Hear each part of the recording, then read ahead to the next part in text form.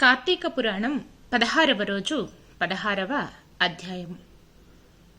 స్తంభదీప ప్రశంస. వశిష్ఠుడు చెప్తున్నాడు, ఓ రాజా, కార్తీక మాసము దామోదరునికి అత్యంత ప్రీతికరమైన మాసము. ఆ మాసమందు స్నాన దాన వ్రతాదులను చేయుట, సాలగ్రామ దానము చేయుట చాలా ముఖ్యము. ఎవరు కార్తీక మాసమందు తమకు శక్తి ఉన్న దానము చెయ్యరో అట్టివారు రౌరవాది నరక బాధలు పొందుదురు. ఈ నెల దినములు తాంబూల దానము చెయ్యువారు చక్రవర్తిగా పుట్టుదురు.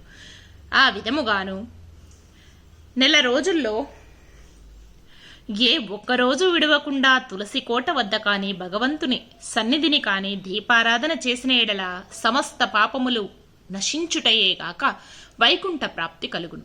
కార్తీక శుద్ధ పౌర్ణమి రోజున నదీ స్నానం ఆచరించి భగవంతుని సన్నిధి యందు ధూప దీప నైవేద్యములతో దక్షిణ తాంబూలాదులు నారికేలి ఫలదానము చేసిన ఎడల చిరకాలము నుండి సంతతి లేనివారు పుత్ర సంతానము కలుగును.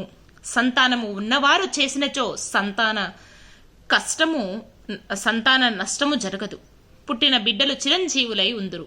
ఈ మాసములో ధ్వజస్తంభమునందు ఆకాశదీపము ఉంచిన వారు వైకుంఠమున సకల భోగములు అనుభవింతురు. కార్తీక మాసమంతయు ఆకాశదీపము గాని స్తంభదీపము గాని ఉంచి నమస్కరించిన స్త్రీ పురుషులకు సకల ఐశ్వర్యములు కలిగి వారి జీవితము ఆనందదాయకమగును. ఆకాశదీపము పెట్టువారు సాలి ధాన్యము గాని నువ్వులు గాని ప్రమిద అడుగున పోసి దీపముంచవలయును. దీపము పెట్టడానికి శక్తి ఉండి కూడా దీపము పెట్టని వారును, లేక దీపము పెట్టువారిని పరిహాసమాడు వారును చుంచు జన్మమెత్తుదురు. ఇందులకొక కథ కలదు, చెప్పుదును వినుము. దీపస్తంభము విప్రుడగుట. ఋషులలో అగ్రగణ్యుడు పేరొందిన మతంగ మహాముని ఒక చోట ఆశ్రమాన్ని ఏర్పరచుకొని దానికి దగ్గరలోనక విష్ణు మందిరాన్ని కూడా నిర్మించుకొని నిత్యము పూజలు చేయుచుండెను. కార్తీక మాసములో ఆ ఆశ్రమము చుట్టుపక్కల మునులు కూడా వచ్చి పూజలు చేయుచుండిరి. వారు ప్రతి దినము ఆలయ ద్వారాలపై దీపములు వెలిగించి కడు భక్తితో శ్రీవారిని పూజించి వెళ్ళిచుండేడివారు. ఒక నాడు ఆ మున్లతో ఒక వృద్ధుడు తక్కిన మున్లను చూచి, ఓ సిద్ధులారా, కార్తీక మాసములో హరిహరాదుల ప్రీతి కొరకు స్తంభదీపము నుంచినచో వైకుంఠ ప్రాప్తి కలుగుదురు అని మన అందరికీ కూడా తెలిసిన విషయమే కదా. రేపు కార్తీక శుద్ధ పౌర్ణమి. హరిహరాదుల ప్రీతి కొరకు ఈ ఆలయానికి ఎదురుగా ఒక స్తంభము పాతి దానిపై దీపమును పెడదుము. కావున మనమందరము అడవికి వెళ్లి నిటుపాటి స్తంభము తోడ్కొని వత్తుము రండు అని పలుకగా అందరూ పరమ ఆనందభరితులై అడవికి వెళ్లి చిలువలు పలువలు లేని ఒక చెట్టు మొదలంటా నరికి దాన్ని తీసుకొని వచ్చి ఆలయములో స్వామికి ఎదురుగా పాతిరి. దానిపై ధాన్యము ఉంచి ఆవు నేతితో నింపిన పాత్రను దానిపై పెట్టి అందు వత్తివేసి దీపము వెలిగించిరి. పిమ్మట వారందరూ కూర్చొని పురాణ పఠనము చేయుచుండగా పెళపెళమన శబ్దము వినిపించి అటు చూడగా వారు పాతిన స్తంభము ముక్కలైపడి దీపము ఆరిపోయి చెల్లా చెదురై పడి ఉండెను. ఆ దృశ్యము చూచి వారందరూ ఆశ్చర్యముతో నిలబడి ఉండిరి. అంతలో ఆ స్తంభము నుండి ఒక పురుషుడు బయటకు వచ్చెను. వారతని చూచి, ఓయి, నీవెవడవు? నీవి స్తంభము నుండి ఎలా వచ్చితివి? నీ వృత్తాంతమేమి అని ప్రశ్నించిరి. అంతా ఆ పురుషుడు వారందరికీ నమస్కరించి, పుణ్యాత్ములారా, నేను క్రిందటి జన్మమందు బ్రాహ్మణుడను, ఒక జమీందారుడను. నా పేరు ధనలోభ్యుడు. నాకు చాలా ఆశ్చర్యముండుటచే మదాంధుడనై న్యాయ విచక్షణలు కూడా లేక ప్రవర్తించితిని. దుర్బుద్ధి అలవడుటచే వేదములు చదువక, శ్రీవారిని పూజించక, దానధర్మములు చెయ్యక మెలిగితిని. నేను నా పరివారముతో కూర్చుండి ఉన్న సమయముననే విప్రుడనైనా వచ్చి నన్ను ఆశ్రయించి నన్ను అతనిచే నా కాళ్ళు కడిగించి ఆ నీళ్లు నెత్తి మీద వేసుకోమని చెప్పి నానా దుర్భాషలాడి పంపుచుండేడివాడను. నేను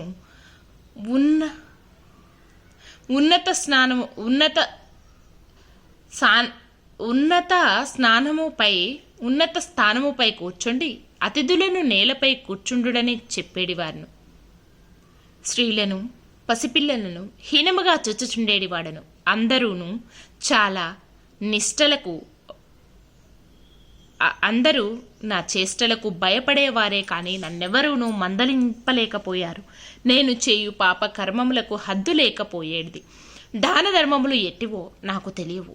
ఇంత దుర్మార్గుడనై పాపినై అవసాన దశలో చనిపోయి ఘోర నరకములు అనుభవించి 1,00,000 జన్మములు ఎందు కుక్కనై 10,000 జన్మములు ఎందు కాకినై 5,000 జన్మములు తొండనై 5,000 జన్మములు పేడ పురుగునై తరువాత వృక్ష జన్మమెత్తి కీకారణ్యమందండి కూడా నేను చేసిన పాపములను పోగొట్టుకొనలేకపోతిని. ఇన్నాళ్లకు మీ దయవలన స్తంభముగానున్న నేను నరరూపమెత్తి జన్మాంతర జ్ఞానినైతిని. నా కర్మలన్నయూ మీకు తెలియచేసితిని. నన్ను మన్నింపుడని వేడుకొనెను. ఆ మాటలు ఆలకించిన మునులందరూ సమిత ఆశ్చర్యముంది. ఆహా, కార్తీక మహిమ ఎంత గొప్పది! అదియునుగాక కార్తీక శుద్ధ పౌర్ణమి మహిమ వర్ణింపశక్యము కాదు. కర్రలు రాళ్ళు స్తంభములు కూడా మన కండ్ల ఎదుట ముక్తి నొందుచున్నవి. వీటన్నింటికన్నా కార్తీక శుద్ధ పౌర్ణమి ఆకాశదీపము ఉంచిన మనుజునకు వైకుంఠ ప్రాప్తి తప్పక సిద్ధించును. అందువలననే ఈ స్తంభమునకు ముక్తి కలిగినదని మనులు అనుకొనుచుండగా